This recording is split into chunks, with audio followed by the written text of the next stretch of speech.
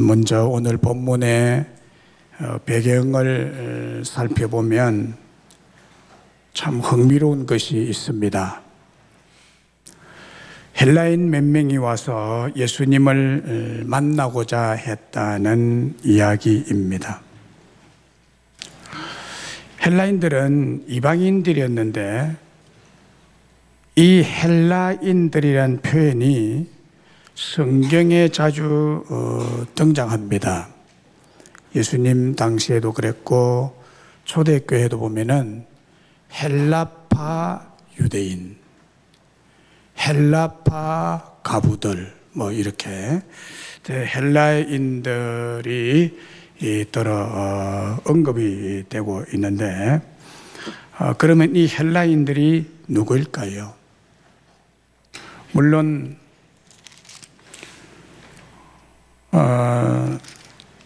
이들이 누구인지는 아무도 정확히 모릅니다. 성경에 언급이 없기 때문에.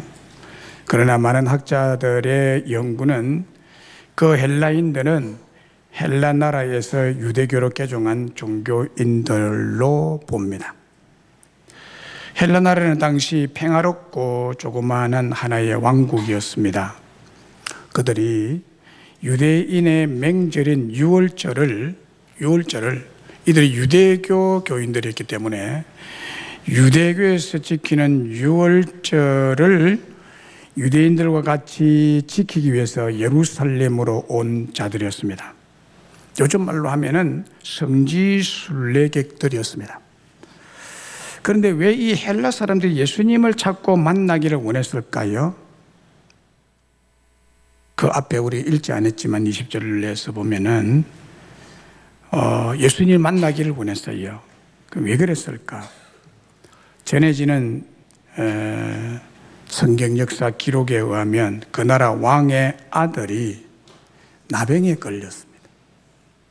나병, 즉 문둥병에 걸렸습니다. 그래서 왕의 아들이 나병으로 점점 죽어가고 있었다는 것입니다. 그러니 그 모습을 보는 아버지의 마음이 얼마나 아팠겠습니까?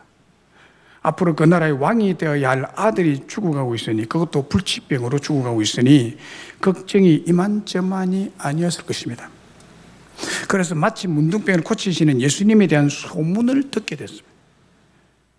나만 장군이 하나님이 나병을 고친다, 하나님의 선지자가 나병을 고친다는 소문을 들었던 것처럼 이 헬라 나라의 왕의 아들이 문둥병이 들렸는데 예수님이라는 유대 나라의 그분이 나병을 고친단다 하는 소문을 들은 거예요. 그런데 그 예수님을 유대 나라 사람들은 종교적인 질투심으로 죽이려 한다는 소문도 동시에 듣게 됐습니다. 그래서 헬라 왕이 사신을 보내어 그 예수님과 교섭을 시도했다는 겁니다. 오늘 본문에서는 이와 같은 배경이 상세하게 나타나고 있지 않지만 이 헬라인들은 왕의 사신들로서 예수님을 초청하기 위해서 오게 되었다는 것입니다. 본문 내용을 좀 더 자세히 살펴보면 이제 이 사신이 빌립을 만나고 빌립은 안드레를 만납니다. 그래서 안드레와 빌립이 예수님께 가서 말씀드립니다. 예수님, 저 헬라인들이 예수님을 배우고자 하나이다 라고 예수님께 말씀을 드립니다. 물론 그게 무슨 내용이 있는지는 성경에 나타나 있지 않습니다만은 앞에 나타난 배경으로 추정컨대 이런 내용이 아니었을까 하는 것입니다. 예수님, 이렇게 핍박이 많고 오해가 많은 곳에 계시지 말고 저희와 함께 헬라 나라로 가시지요.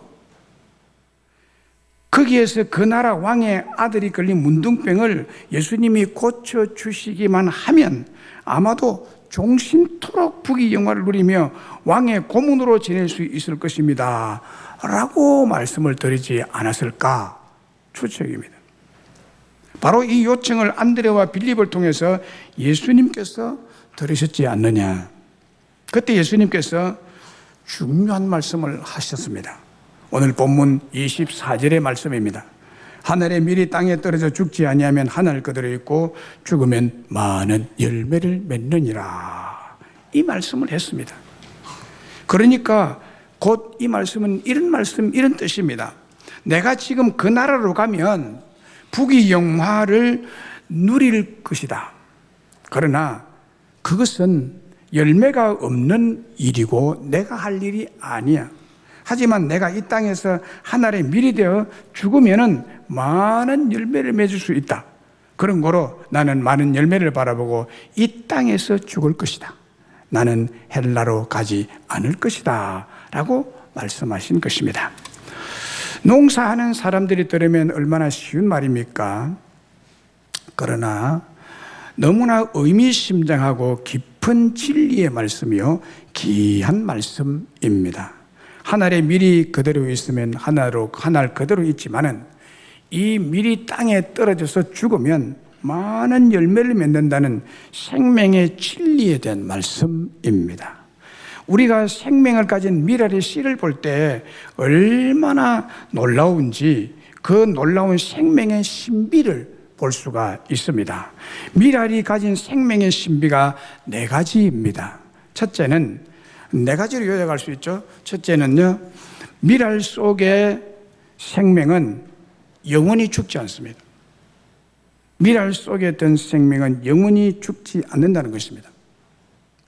하나님께서 태초에 밀알을 만드시면서 그 속에 영원한 생명을 풀어넣으셨기 때문에 아무것도 없고 죽은 것 같은 밀알 속에 영원히 없어지지 않는 신비한 생명이 존재하고 있습니다. 모든 씨앗이 다 그렇습니다. 이집트에 3000년 된 어느 소녀 미라의 손에 밀알 몇 개가 쥐어져 있었습니다. 그것이 너무나 신기해서 그 밀알을 조심스럽게 땅에 심어 보았다고 합니다. 그랬더니 세상에 그 밀알에서 생명의 싹이 돋아났다는 것입니다. 밀이 돋아났다는 거예요. 3000년 묵은 밀알에서. 여기에 생명의 신비가 있습니다. 밀알의 생명이 주는 신비는 영원하다는 것입니다. 그래서 밀알을 하나님이 태초에 만드셨는데 지금도 그 밀알의 씨가 안 죽고 우리가 빵 만들어 먹고 바게트 만들어 먹고 얼마나 많이 먹습니까? 밀알의 생명이 영원하기 때문에 우리 지구가 없어지기 전에 밀알의 생명은 없어지지 않는다. 둘째로 이 생명은 성장해서 열매인 생명의 씨 30배, 60배, 100배를 맺게 된다는 것입니다. 열매를 많이 맺는다는 겁니다. 성경의 씨의 생명력에 대해서 예를 말씀하고 있는데 그 중에 계자씨에 대한 예죠.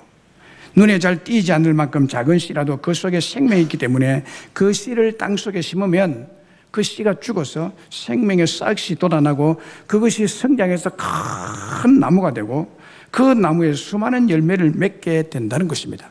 그 열매가 30배, 60, 100배입니다. 주님 오실 때까지 이 생명은 없어지지 않고 인류를 위해서 성장하고 열매를 맺어 양식을 공급하게 될 것입니다. 이것이 생명의 신비입니다. 셋째로 이 생명이 죽어도 죽지 않고 다시 사는 신비를 가지고 있습니다. 하늘의 미래의 생명을 죽도록 땅 속에 묻어두면 그 밀알이 죽습니다. 그런데 죽어서 없어지는 것이 아니라 거기서 다시 새 생명의 싹이 트고 새로운 생명이 솟아오르는데 꼭 같은 생명. 죽었지만은 그러나 죽지 않고 신기하게도 그 속에서 생명이 다시 살아나는 신비로운 기적이 일어나는 것입니다. 이것이 또한 생명의 신비요 죽음의 신비입니다. 이것을 예수님이 죽어도 다시 살아날 것이다. 이제 얼마 안 있으면 예수님이 십자가에 매달려 죽지만 3일 만에 다시 살아날 것이다 라는 예언의 말씀이기도 하죠. 네 번째, 밀알의 생명은 죽으면 꼭 같은 생명으로 복제가 된다는 것입니다. 그대로 복제가 됩니다. 밀알의 생명의 씨를 심었는데 꼭 같은 정확하게 주름 하나, 모양 하나 틀림없이 그대로 똑같은 밀알이 나게 됩니다. 미랄에 생명씨를 심었는데 꽃 같은 미랄이 아니라 다른 콩알이나 포도알이나 자두 열매가 맺는 것은 절대로 없습니다. 그런 법은 세상에 없습니다. 밀이면 그 열매는 반드시 밀입니다. 그래서 오늘 본문의 핵심 요절은 바로 생명의 신비를 밝히고 있는데 24절에 하늘에 밀이 땅에 떨어져 죽지 아니하면 하늘 그대로 있고 죽으면 똑같은 밀알을 많이 맺을 것이다. 그러면 오늘 본문 24절이 뜻하는 진정한 생명의 신비, 생명의 신비, 복음의 신비, 곧 복음의 신비죠. 생명의 신비는 복음의 신비인데 생명의 신비의 은혜, 생명의 신비는 우리에게 은혜를 하나님 주신 것인데 놀라운 선물을 생명의 신비로 우리에게 주신 것인데 이 생명의 복음의 은혜가 뭐냐는 것. 24절에 은혜를 말합니다. 그것은 하나님께서 우리에게 새로운 피조물, 즉 신의 성품을 우리에게 주셨다는 거예요. 신의 성품으로 우리를 새롭게 만드셨다는 은혜로운 복음이 이 요한복음 12장 24절의 뜻입니다. 이 말씀은 하늘에 밀이 땅에 떨어져 죽으면 많은 열매를 맺는다는 이 말씀은 예수님 자신이 하늘의 밀알이시다라는 말씀이에요. 예수님 자신이 하늘의 밀알이시다. 밀알로 예수님 자신을 비유해서 말씀하는 거예요. 그 비유로서 영생의 진리, 생명의 신비를 우리에게 말씀해 주고 있습니다. 여러분, 밀농사를 모르는 사람 없겠죠? 밀을 심으면 밀이 나죠. 밭에 밀을 뿌리면 밀이 많이 나죠. 밀을 가지고 밀가루를 만드는 거거든요. 그래서 밀알은 앞에서 말씀드린 대로 밀알이 가진 생명의 신비, 네 가지 신비를 가지신 생명의 밀알이 예수님 자신이라는 영원한 진리, 즉 구원의 진리를 나타내고 있는 말씀입니다. 구원의 진리, 영원하신 구원의 진리를 쉽게 드러내시고 깨우치시고 믿도록 하기 위해서 농사법의 특징인 기하급수적 번식과 풍부의 법칙으로 예를 들고 계십니다. 밀알의 예정 속에는 주님께서 겪으셔야 할 죽음의 필연성, 반드시 죽어야 된다. 죽음의 필연성과 그 이후에 맺을 생명의 열매들이 얼마나 영광스럽게 맺어질 것인가를 뒷받침하는 증거로 농사의 창조 법칙이 제시되어 있는 것입니다.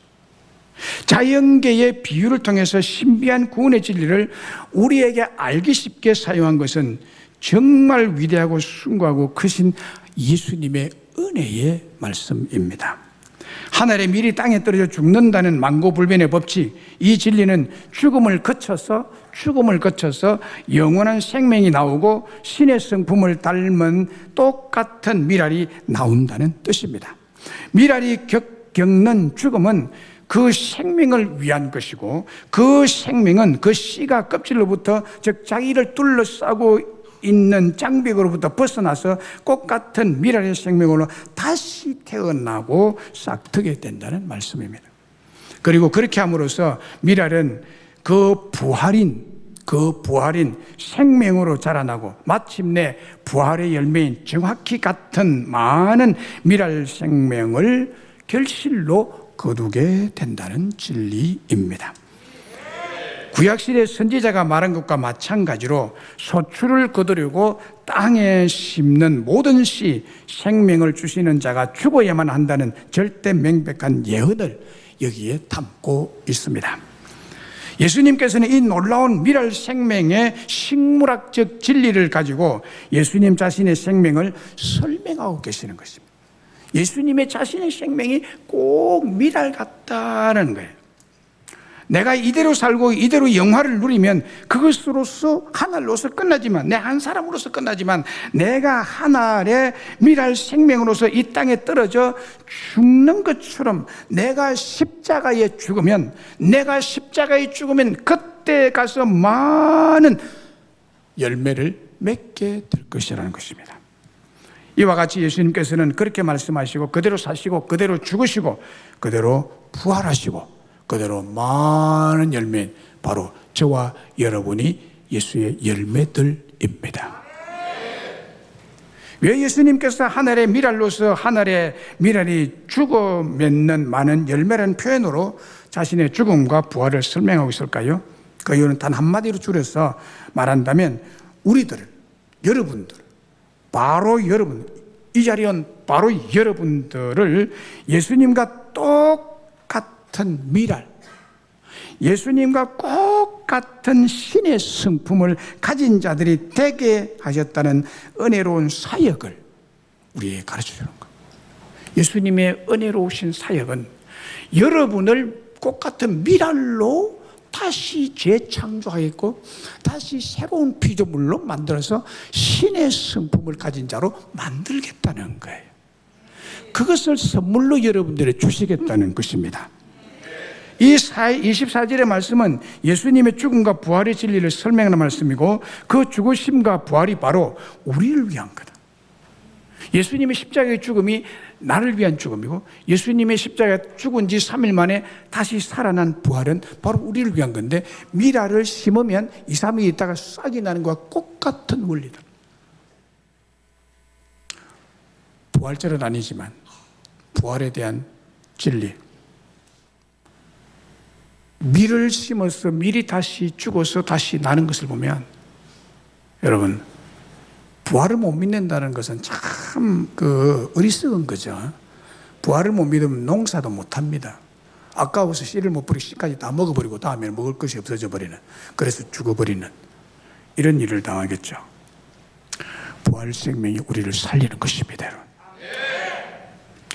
예수님이 저와 여러분을 위해서 죽으심으로 우리가 예수님과 똑같은 신의 성품을 가진 자로 살게 되었고 살게 될 뿐만 아니라 이 세상뿐만 아니라 영원한 세상에 영원한 생명을 가지고 살게 된 축복을 우리에게 주셨다는 거예요. 얼마나 놀라운 은혜인지 모릅니다. 그래서 예수님께서 우리에게 신의 성품을 주시기 위해서 죽으실 것을 성경 여러 곳에 말씀하고 있습니다. 자, 고린도후서 5장 17절의 말씀을, 그런즉 누구든지 그리스도 안에 있으면 새로운 피조물이라, 이전 것은 지나갔으니 보라 새 것이 되었도다. 여러분이 예수를 믿는다면, 예수 안에 있다면 여러분이 교회 안에 들어왔습니다. 교회 안에 들어오셨어요. 이게 마치 예수 안에 들어온 것과 같습니다. 그러면 새로운 피조물이 됩니다. 이전 것이라는 것은 생내적 부모의 태에서부터 태어날 때의 그 본성이 아니라 새로운 본성, 새로운 성품, 신의 성품, 새로운 피조물로 여러분들은 새 사람이 된 것입니다. 베드로후서 1장 4절에도 이로써 그 보배롭고 지극히 큰 약속을 우리에게 주사 이 약속으로 말미암아 너희가 정욕 때문에 세상에서 썩어질 것을 피하여 신성한 성품에 참여하는 자가 되게 하려 하셨느니라. 여기 신성한 성품은 신의 성품, 곧 예수님의 성품, 예수님의 성격, 예수님의 기질, 예수님의 생각, 예수님의 비전, 예수님의 가치 기준, 예수님의 세계관 그대로 예수님의 DNA를 우리에게 이식시켜 주셨다는 거예요. 놀라운 일이죠. 이게 생명의 신비입니다. 예수 생명의 신비입니다. 어떤 과정을 통해서 그러죠? 여러분들이 교회 부름을 받고 걸어서 교회 한번 가봐야 되겠네라는 최초의 출발의 과정과 여기 앉아서 하나님 말씀을 듣는 것과 여러분들의 마음을 열고 이 메시지를 받아들이는 이런 영적 과정을 통해서 이루어지는 거예요. 영생을 선물로 신성한 성품, 곧 신의 성품을 씨와 열매로 받은 자들이 저와 여러분들임을 믿으시기를 바랍니다. 씨가 사과 씨면 반드시 사과 열매를, 씨가 포도씨이면 그 포도씨를 심으면 반드시 포도가 열매. 요즘 골든 키위가 맛있죠? 골든 키위를 심으면 반드시 골든 키위가 열리고, 뭐든지 심으면 심은 대로 거두게 되는 것입니다. 요한복음 10장 11절로 15절에 보면 나는 선한 목자라. 선한 목자는 양들을 위하여 목숨을 버리거니와. 아버지께서 나를 아시고 내가 아버지를 아는 것 같이 나는 양을 위하여 목숨을 버리노니라. 예수님이 우리를 위해서 목숨을 버리심으로, 죽으심으로, 미련이 떨어져 죽으심으로 다시 많은 열매를 맺어서 우리가 예수를 믿게 됐다는 거예요. 요한복음 11장 25절 26절에 이렇게 말하면 예수께서 이르시되 나는 부활이요 생명이니 나를 믿는 자는 죽어도 살겠고 무릇 살아서 나를 믿는 자는 영원히 죽지 아니하니니. 나를 믿는 자, 곧 예수님을 믿음으로 마음속에 영접하고 믿는 자, 곧 구원받은 자가 얻게 될 은혜와 축복에 대해서 한 알의 미랄로 비유해서 설명했습니다. 한 알의 미랄로 비유해서 설명하니까 나를 믿는 자는 영원히 죽지 않은 영생을 소유할 수 있을 것이라는 말씀에 대한 이해가 잘 됩니다. 예수님께서 죽으심으로 다시 살아나서 새로운 생명으로 부활하셨고 부활 생명이 되셨습니다. 예수님의 부활 생명이 바로 우리의 것이 되었다는 뜻이 요한복음 12장 24절 하늘의 밀이 땅에 떨어져 죽음으로 많은 열매를 맺었다는 그 뜻입니다, 여러분. 그 뜻입니다. 그래서 우리가요 새로운 피조물 곧 신의 성품을 우리에게 하나님이 주셨는데 우리가 그걸 가지게 됐다는 거예요. 네. 여기서 믿는 우리가 꼭 확인하셔야 할 구원의 뜻이 있습니다. 네. 구원의 뜻. 구원이라는 것이 정말 뭐냐? 이걸 정확하게 아셔야 됩니다. 교회 다니고 믿는다는 교인들 중에 구원의 정확한 뜻을 이해하지 못하고 다니는 교인들이 제가 볼 때는 참 많습니다. 참 많아요. 자, 오늘 이 미랄의 교회의 교훈에 대해서 구원에 대한 참된 진리를 우리에게 말씀해 주고 있어요. 구원이 뭐냐는 거예요. 기독교에서 말하는 구원이 뭐냐는 거예요. 한국 교회 교인들이 가지고 있는 구원관이 되게 이렇습니다. 어떤 거냐면 이제 나는 지옥 갈 운명을 면하게 되었고 값없이 죄의 사함을 받게 되었다는 은혜를 소유하고 그것을 나는 믿고 있다. 이 정도입니다. 이 믿음이 틀린 것은 아니지만 이런 구원관을 가지고 있음으로써 단순히 사죄와 지옥 형벌을 면하고 천국에 가게 되었다는 정도는 구원에 대해서 아직도 잘 모르는 것입니다. 그러니 믿음에 있어서 반쪽짜리 믿음을 가지고 허술한 신앙생활, 아마추어 신앙생활, 대충 신앙생활하는 이유가 구원관이 흐트러져 있기 때문입니다. 성경적 진정한 구원은 사죄와 지옥 형벌을 면하고 천국에 가게 되었다는 것뿐만 아니라, 그런데 한국교회 성도들 대부분이 이것만 가지고 있거든요. 이거면 다라고 생각하거든요. 아니에요. 이것뿐만이 아니라 우리가 예수님을 꼭 빼닮은 신의 성품을 가진 자들이 되었다는 이 확신을 가져야 됩니다. 맞아요. 그러니까 구원이라는 것은 내가 신의 성품을 가진 자다 라는 것을 믿는 겁니다. 그게 진짜 구원관입니다. 예수님께서 미랄의 첫 열매가 되시고 우리는 그 첫 열매와 똑같이 닮은 다음 열매들로서 우리가 미랄의 열매가 된 거예요. 첫 미랄을 심었는데 그 다음에 미랄이 났으면 그 미랄은 바로 그 밀이죠. 예수님이 죽어서 우리를 구원했다면 우리가 바로 예수의 생명을 가졌다는 거예요. 예수의 생명. 예수의 생명을 가진 자가 진짜 구원받은 자라는 것입니다. 사제의 은총, 지옥 형벌을 면하고 천국 가게 되었다는 확신만 가지고 있으면 구원받은 것으로 잘 믿는 것으로 착각하고 있는데 이런 교인들이 참 많다는 거예요. 그러니까 문제가 많죠. 참된 구원관을 가진 사람들이 모인 교회는 문제가 있을 수 없습니다.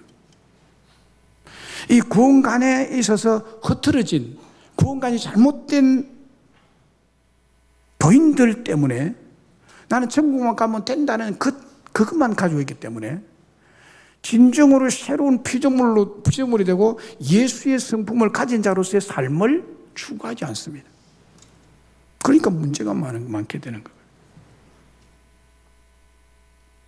여러분, 참된 구원은 우리의 성품까지, 여러분의 기질까지, 여러분의 성질머리까지 예수님을 완전히 닮은 새로운 피조물이 된 것을 말합니다. 된 것을 말합니다. 예수 믿는답시고 나는 죄사 안 받고 천국 간다 해놓고 집에 가서 땡깡 부리고 집에 가서 폭력을 행사하고 비행접시 날리고 이건 아니에요. 이 반쪽짜리 믿음 때문에 문제가 많은 거예요. 여러분, 우리가 새로운 피조물이 됐다는 것은 신의 성품을 받은 자들입니다. 그게 미랄의 교훈입니다. 진정으로 구원받은 자라는 뜻이 한 알에 미랄이 죽어 많은 열매를 맺는다는 그 뜻입니다. 세상 단어를 빌려서 말씀을 드리면 이 세상의 인간이 타락함으로 신의 성품을 완전히 상실하게 됐습니다. 그래서 인간에게는 신의 성품을 다시 받는 것이 필요합니다. 우리는 원래 창조될 때 완전한 신의 성품을 받은 자들입니다. 그런데 타락함으로 완전히 신의 성품이 상실됐습니다. 1도 남아있지 않습니다. 그래서 인간이 개, 돼지 같은 짐승 수준의 인격, 기질, 성품으로 완전히 탈바꿈해버린 것입니다. 여러분, 좀 기분 나쁜 지적이지만 지금 이 세상 사람들 보면 인격이나 성품이나 기질들이 미친 개 같습니다. 돼지와 똑같은 수준이라는 지적을 많이 합니다. 미친 개 같은 인간과 돼지 같은 인간 수준에서 느끼고 경험하는 경우가 우리가 세상의 사람들을 대하면서 한두 번이 아닙니다. 이런 세상의 사람들을 접하다 보면 그냥 절로 그냥 나오는 말이 미쳤네라는 말입니다. 우리 예수님께서 오신 이유가 바로 개, 돼지 같은 짐승들을 구원하기 위해서 오신 것입니다. 개 패듯이 두들겨 패서 되는 일이 아닙니다. 개에게 사람 옷을 입힌다고 해서 개가 사람이 되는 것이 아닙니다. 이 짐승의 피가 흐르는 개 종자, 개 씨를 완전히 죽여서 끝내버리고 새로운 다른 씨와 종자로 만드는 것입니다. 개와 돼지 같은 짐승의 피로 오염되고 병든 것을 한꺼번에 모아서 구덩이에 넣고 살처분하여 죽여버리는 것입니다. 그것이 예수님의 십자가였습니다.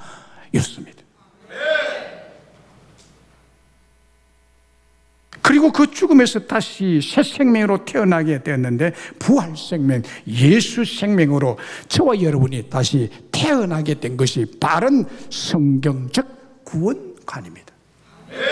이것이 하나의 죽는 미랄 진리입니다. 이런 뜻에서 우리들은 이제 옛날의 내가 아닙니다. 옛날의 내가 아닙니다. 술 먹고 돌아다니는 옛날의 내가 아닙니다. 밤새도록 1차, 2차, 3차, 4차까지 가는 그 옛날의 내가 아니다는 거예요. 믿습니까? 완전히 바뀌어졌습니다. 겉모습, 육신은 그대로이지만, 그래서 우리가 오해하고 있지만은 사실은 우리의 내면의 성품, 기질이 신의 성품으로 완전히 바뀌어진 것이 리얼 크리스찬. 할렐루야. 우리들은 예수 그리스도 안에 있는 생명의 씨와 열매를 꼭 그대로 그 DNA를 받은 자들입니다.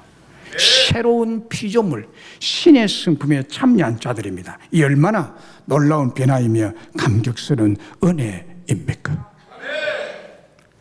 지난 금요일 21일자 신문에 데스턴피란 기사가 났습니다. 여러분 다 아시는 거죠. 제가 보는 신문의 헤드라인의 제목이 뭐였느냐?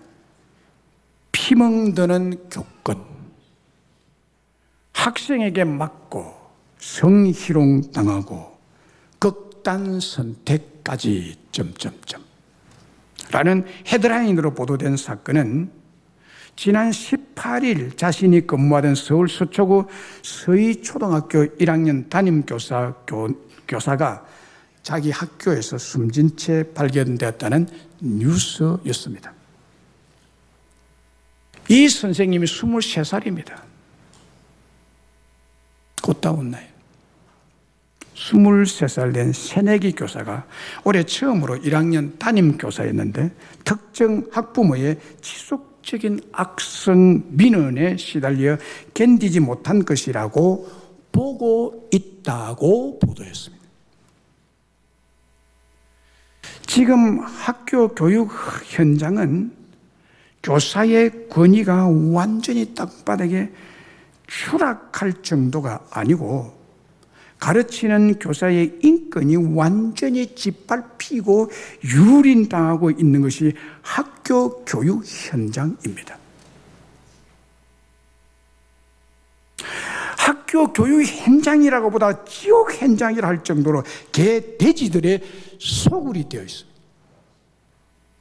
초등학생이 수업 시간에 잠잔다고 깨우면 네가 뭔데? 라고 선생님에게 악다군이라고 쌍소리를 지르며 달려들고, 싸우는 학생을 말리느라 손목이라 잡으면 아동학대라고 고발을 당하는 것이 일상이 되어버렸습니다.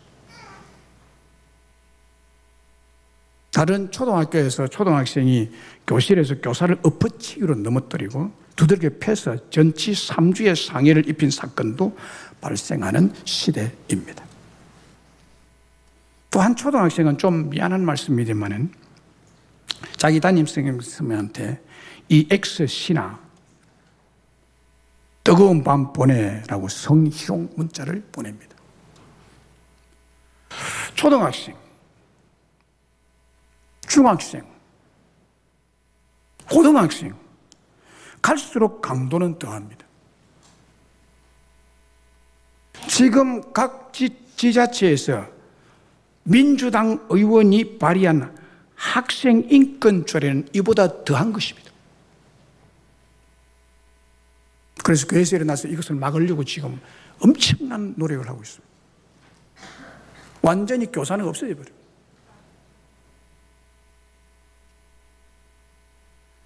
학교에서 교사가 쌍소리 듣고 성희롱에 시달리고 걸핏하면 얻어맞고 삿대질과 침뱉김의 모욕과 내 아이에게 공개 사과하라는 협박을 당하는 것이 학교 교실의 현실입니다.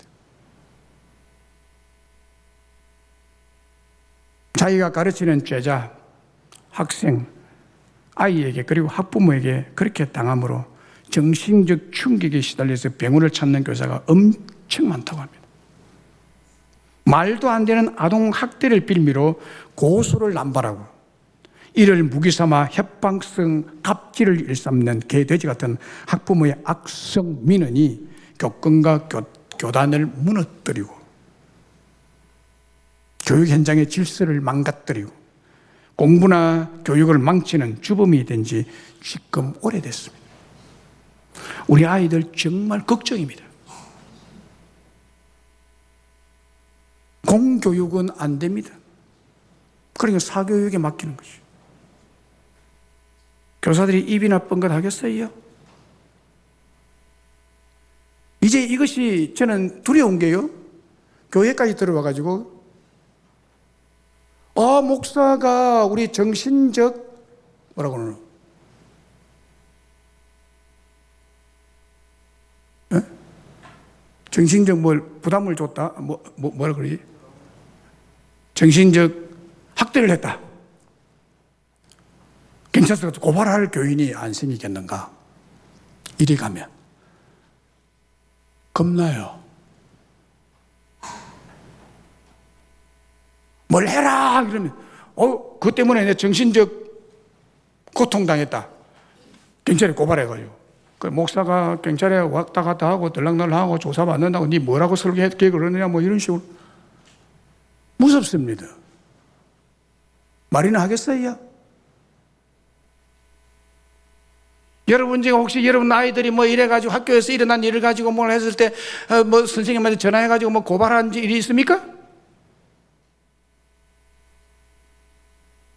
저는 이 교회 지도자입니다. 이 세상의 지도자이기도 합니다. 이리 가면 안 되는 거예요.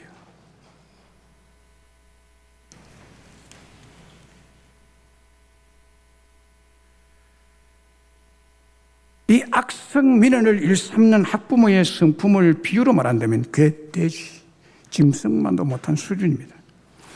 뿐만 아니라 지난 6월 23일에 난 신문기사는 친자녀인 영유아 2명의 시신을 수년간 냉장고에 보관해 온 수원의 한 친모에게 구속영장을 청구했다는 기사를 보았습니다. 내가 뒤로 넘어질 뻔했습니다. 세상에 이런 일이 있느냐. 이거는 짐승마도 못하죠.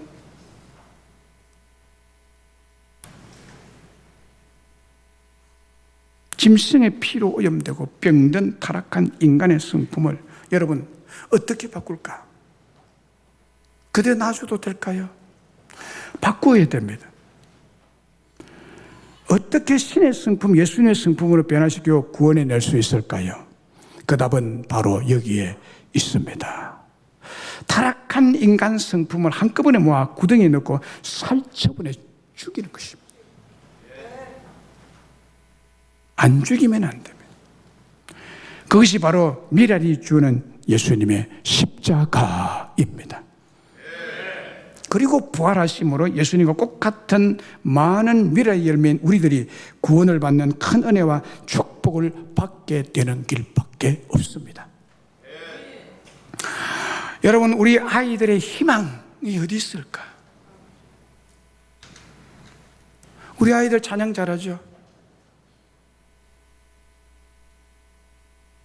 이 아이들의 자라나는 우리 후세대들의 희망이 어디에 있냐?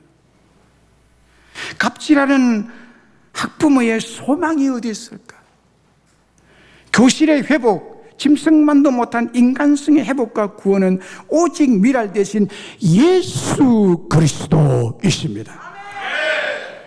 우리 예수님은 우리에게 생명을 주시는 선한 목자, 그분이 부활이고 생명 되신 구원자, 하늘의 미랄로 주고 수많은 미래의 열매를 맺어주시는 분이십니다. 요한복음 11장에 49절로 52절에 이런 말씀이 나옵니다. 그 중에 한 사람이 그의 대제사장인 가야바가 그들에게 말하되 너희가 아무것도 알지 못하는도다. 아무것도 알지 못하니 한 사람의 백성을 위하여 죽어서 온 민족이 망하게 되는 것이 너희에게 유익한 줄을 생각하지 아니하는도다. 이 말씀은 스스로 함이 아니요 그의 대제사장이므로 예수께서 그 민족을 위하시고 그 민족만 위할 뿐 아니라 흩어진 하나님의 자녀를 모아 하나 되게 하여 죽으실 것을 미리 말함이러라 라고 말이 기록이 됐습니다. 요한복음 11장이죠. 요한복음 12장에 넘어와서 우리가 하나님의 미랄에 대해서 말씀을 지금 하고 이게 논리적으로 계속해서 연결이 돼서 흐르고 있거든요. 이게 뭔가 하면 한 사람이 죽어야 산다는 말이에요. 한마디로 말하면. 자, 그런데 한 사람이 죽어야 어떤 민족에게 유익이 된다는 것을 유대인들이 너희들이 왜 모르느냐? 이 말을 누가 했는 거면 대제사장, 종교인 대제사장, 유대교의 대제사장 가야바가 이 말을 했다는 거예요. 그런데 이 말이 성경에서는 사도 요한은 이 말이 예수님에 대한 영원한 진리를 가야바가 말했다라고 말합니다. 가야바가 말해. 가야바는 그래, 맞다. 너희들이 예수가 지금 너희들에게 눈에 가시와 같이 걸리지. 이걸 한 사람 죽여버려야 돼. 그래야 유대민족이 평안해. 이 말을 한다고 한 것이 그게 아니라 예수가 죽으면 모든 민족이 산다라는 영원한 진리를 대적자 가야바의 입에서 나오게 됐다는 말씀을 하고 있는 거예요. 그 말씀이 12장에 넘어와서 완전한 미랄로 예수님께서 말씀하신 말씀과 바로 연결이 되는 겁니다. 예수님이 돌아가셔야 짐승 같은 인간들이 다시 살아나게 된다는 거예요. 그 십자가로 우리가 신의 성품에 참여한 자가 된 줄로 믿습니다. 놀랍고 감격스러운 일이죠. 놀랍고 감격스러운. 그래서 우리 예수님이 그 논리에 따라서 쭉 오시다가 요한복음 12장 24절에 하늘의 미랄이 그대로 있으면 안 죽으면 하늘 그대로 있고 이 미랄이 땅에 떨어져 죽으면 많은 열매를 맺느니라. 이사야 53장 5절 6절에도 이 말씀이 있습니다. 그가 찔림은 우리의 허물을 인함이요 그가 상함은 우리의 죄악을 인함이라. 그가 징계를 받음으로 우리가 평안을 누리고 그가 채찍에 맞음으로 우리가 나음을 입었도다. 우리는 다 양 같아서 그릇 행할 각기 제 길로 갔거든 여호와께서는 우리 무리의 죄악을 여러분의 죄악을 예수님에게 담당시키시고 그 죄를 전부 모아가지고 예수님이 살처분됐다 이 말이에요. 죽어야 삽니다, 여러분. 죽어야 삽니다. 우리의 죄악, 우리의 허물, 고집 세고 어리석은 짐승인 양 같고 개돼지 같이 악행을 저지르던 것들 때문에 예수님께서 창과 가시에 찔리시고 채찍에 맞아 온몸에 피가 낭자했고 하나님의 징계를 받음으로 온몸이 극도로 상하기까지 여호와께서 우리 무리의 죄악을 그에게 담당시키시고 살처분하듯이 예수님의 십자가에 비참하게 돌아가야 죄의 대가입니다. 그 결과로 저와 여러분은 평화를 누리고 나음을 입고 짐승 같은 우리의 모든 죄악이 완전히 십자가에서 살처분되고 예수님과 같은 미랄로 신의 성품으로 새로운 피조물로 새 생명으로 거듭난 축복을 받게 될 줄로 믿습니다. 그러면 신의 성품인 예수님의 성품으로 거듭난 우리의 삶은 어떻게 해야 할까요? 하늘의 미랄이 되어야 됩니다. 우리도 하나님의 하나의 미랄이 되어야 돼요. 24절의 말씀 예수님 자신의 죽으심에 대한 예언의 말씀이죠. 땅에 떨어져 죽는다는 말씀의 뜻은 십자가를 이 땅 사람들에게 심고 복음을 심고 진리를 심고 영생을 심고 구원을 심고 은혜를 심고 축복을 심으라는 뜻입니다. 이거를 심으라. 그러면 이것이 난다는 거예요. 심기우는 것이 곧 죽음이기 때문입니다. 예수님께서 우리에게 베푸신 큰 은혜로 우리도 미랄이 되신 예수님처럼 미랄로 태어났기 때문에 하늘의 밀이 된 우리도 땅에 떨어져 심기어짐으로 죽어야 합니다. 그래서 꽃같이 많은 밀의 열매를 맺어야 될 줄로 믿습니다. 이 세상 땅에 떨어져 죽어야 많은 예수의 사람들, 신의 성품을 회복한 믿음의 사람들을 얻게 될 줄로 믿습니다. 앞에서 말씀드렸듯이 어떻게 개, 돼지로 타락해버린 짐승 같은 사람을 변화시킬 수 있을까요? 어떻게 하나님 행상으로 다시 거듭나게 할 수 있을까요? 의학적 기술로 이식시키면 됩니까? 뇌를 이식시킬까요? 심장과 내장을 이식하면 되나요? 아닙니다. 죽어야 됩니다. 죽어야 삽니다. 죽어야 삽니다. 살처분되어야 가능한 일입니다. 죽고 다시 사는 진리가 기독교의 핵심 진리입니다. 죽고 다시 새 생명으로 미랄의 생명을 가지고 예수 생명으로 태어나야 됩니다. 바로 이 말은 신의 성품을 받은 저와 여러분들이 세상이라는 이 땅에 떨어져 죽어야 많은 사람들을 예수 생명으로 구원을 받게 할 수가 있다는 말씀입니다. 요한복음 15장 12절 14절에 내 계명은 곧 내가 너희를 사랑한 같이 너희도 서로 사랑하라 이것이니라. 사람이 친구를 위하여 자기 목숨을 버리면 이보다 더 큰 사랑이 없나니 너희는 내가 명하는 대로 행하면 곧 나의 친구라. 친구를 위해서, 친한 사람을 위해서, 가까운 사람을 위해서 네가 죽어야 된다. 네가 죽어야 된다. 요한일서 3장 16절에 그가 우리를 위해 목숨을 버리셨으니 우리가 이로써 사랑을 알고 우리도 형제를 위해 목숨을 버리는 것이 마땅하니라. 마땅하니라. 여러분, 예수님께서 죽으시고 목숨을 버리신 것이 나의 옛 짐승 같은 본성을 살처분하기 위해서 죽으셨다는 것이 심령 깊이 눈물겹도록 믿어지십니까? 예수님의 죽으심이 곧 나를 위한 죽으심이란 사실을 깨우치고 회개와 감격에 겨워 밤을 새우며 울고 기도한 적이 있으십니까? 하늘의 미랄로 땅에 떨어져 죽으신 예수님의 그 사랑이 얼마나 큰지, 나도 형제를 위하여, 친구를 위하여, 교회를 위하여, 가까운 가족을 위하여 기꺼이 목숨을 버릴 수 있습니까? 저는 바로 이 예수님의 나를 향하신 사랑을 심령 깊이 깨닫고 부모, 친척, 아비 집을 떠나고 처자를 떠나고 목숨을 버리는 결단과 이 모든 것을 버리고 한평생 주님과 교회를 위해서 다 바쳐왔습니다.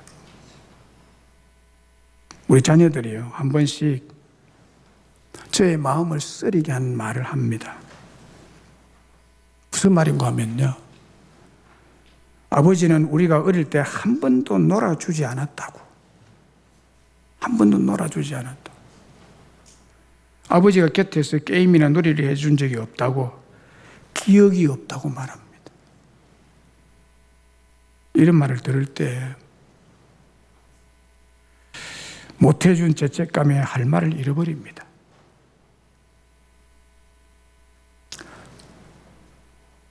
신학교 갈 때부터 오직 주님을 위해서, 주님을 사랑함으로, 그 은혜에 보답하는 양으로 목숨을 버리기까지 대적들과 싸우고 양들을 돌보고 양육하고 일꾼들을 세우는 일에 에너지를 쓰다 보니 집에서 여력이 없었습니다. 어릴 때 우리 자녀들이 다 이해 못했으니 아빠에 대한 섭섭함이 남아있다는 것을 저는 이해를 합니다. 저는 그렇게 목회의 사명을 죽을 둥 살 둥 지금까지 감당해 오고 있습니다. 그게 나에게 신의 성품을 주신 예수님의 은혜가 너무 크기 때문에 나는 영생할 것입니다. 나는 천국에서 영화로운 세상에 살 것입니다. 그러니까 이 사명이 귀한 거예요. 죽도록 충성해도 모자라는 거예요. 모자라는. 그래서 내가 하나님의 미랄로 사는 것입니다. 하나님의 미랄 정신으로 목회를 하고 있는 것입니다. 베트남의 시인 휴틴의 시가 있습니다. 이 시를 소개해 드리겠습니다. 베트남의 시인 휴틴의 시, 사람에게 묻는다. 여러분에게 질문하는 거예요. 사람에게 묻는다라는 시가 있습니다. 그 시가 이런 내용입니다. 땅에게 묻는다. 땅은 땅과 어떻게 사는가? 우리는 서로 존경한다. 물에게 묻는다. 물은 물과 어떻게 사는가? 우리는 서로 채워주며 산다. 풀에게 묻는다. 풀은 풀과 어떻게 사는가? 우리는 서로 짜이고 얽혀서 지평선을 만든다. 사람에게 묻는다. 사람은 사람과 어떻게 사는가? 스스로 한번 답해라. 이렇게 시가 끝납니다. 이 시인은 서로 돕고 친밀한 사랑의 조화를 이루며 살아가는 자연과는 달리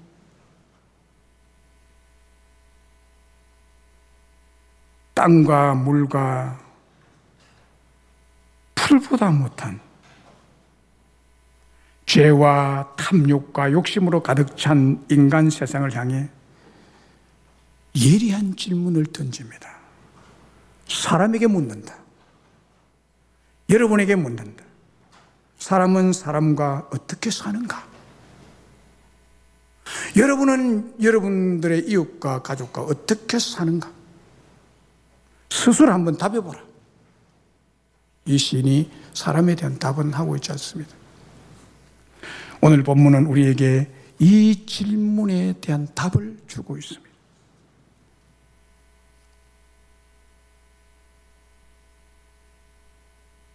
여러분의 믿음의 사람으로 사람들과 어떻게 삽니까? 스스로 한번 답해 보세요. 친절하게도 예수님께서 우리에게 이 어려운 질문에 대한 답을 주고 있습니다. 바로 네가 죽어라. 이게 답입니다. 바로 네가 죽어라. 하늘에 미리신 예수님처럼 죽어야 예수님 같은 신의 성품의 열매, 하나님의 형상을 회복하고 치유된 인격자로 서로 사랑하며 친구를 위해 목숨을 버릴 수가 있을 줄로 믿습니다.